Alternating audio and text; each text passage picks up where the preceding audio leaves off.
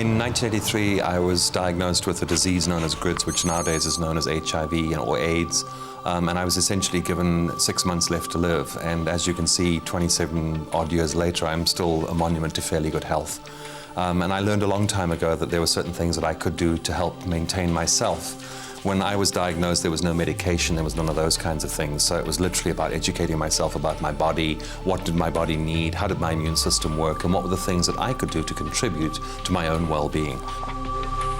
11 years into his diagnosis, David Patient met Neil Orr, a research psychologist who at the time was establishing South Africa's first HIV clinic. The combination of Patient's practical and Orr's theoretical experience led to an ongoing working and personal relationship. I think one of the things that is very real, is for me at least, because I don't have HIV, is that being with David on an ongoing basis, 24 hours a day for 15, 16 years, I know that HIV and AIDS is not a theoretical thing. I know I have an idea, a personal experience of what people go through as they struggle.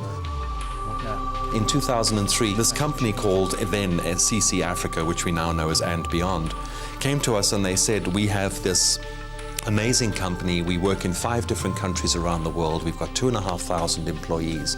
And we're noticing that our intellectual capital, which is in essence the core of their business, was starting to die. They were losing trackers, they were losing game rangers, they were losing skills that you can't teach somebody else. South Africa has the highest number of people diagnosed with HIV in the world, with more than 1 in 10 carrying the virus.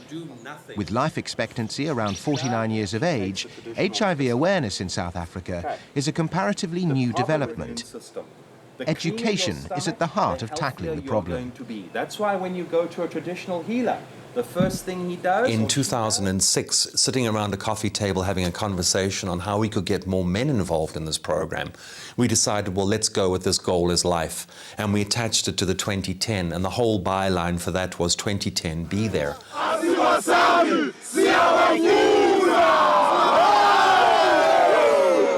Using soccer and using the World Cup as the hook to get these guys involved was probably one of the most powerful things we could ever have done. What we did with the 2010 Be There was to say to people, don't put blinkers on. See your life, see yourself alive in 3, 4, 5, 6 years from now. What does your future look like? Because every single one of those people had to physically see themselves standing in a stadium in 2010, and they had to do that all the way back in 2006. So we know that people have the ability to now think and move forward and create a compelling future to move towards. To be eligible to participate in the Goal is Life football tournament, each And Beyond employee had to pass on their newly acquired knowledge to 6 other individuals who were then assessed. For each starting 11, 66 people are now better equipped to handle HIV. Instead of us giving them the end goal, 2010, now they need to create that end goal for themselves. When people see a future, they go out of their way to protect their health, to protect their sexual health, to ensure that they're going to be here for whatever their end goal is.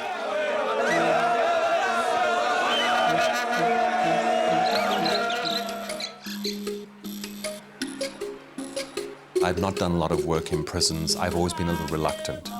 And I was invited to go and spend time with these gentlemen at a high-security prison. And I have to be honest, I was quite apprehensive.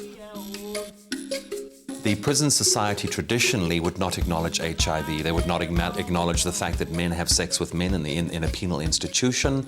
They would not acknowledge that HIV existed. They would never distribute condoms. So when I arrived at that prison and I saw condom dispensers, I saw the openness with which the prison authorities engaged in dialogue and conversation with the interned community, I was absolutely blown away. I had no idea that as a department within national government, they had evolved to that level.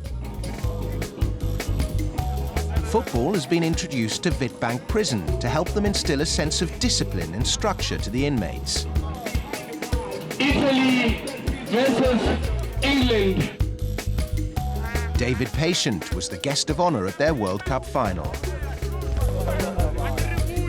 anybody who's willing to learn information, whether you're incarcerated or not, you're still a human being, you still have right to information. And there was a lot of questions around what do you eat? What do you think? It was amazing the amount of questions people asked me, how do I deal with this spiritually? How do I deal with it from an emotional perspective? The final score of the tournament FIFA World Cup at Wheaton Prison is England 3, Italy 2. Every single man that I spoke to, without exception, wanted to give something back. And that's powerful.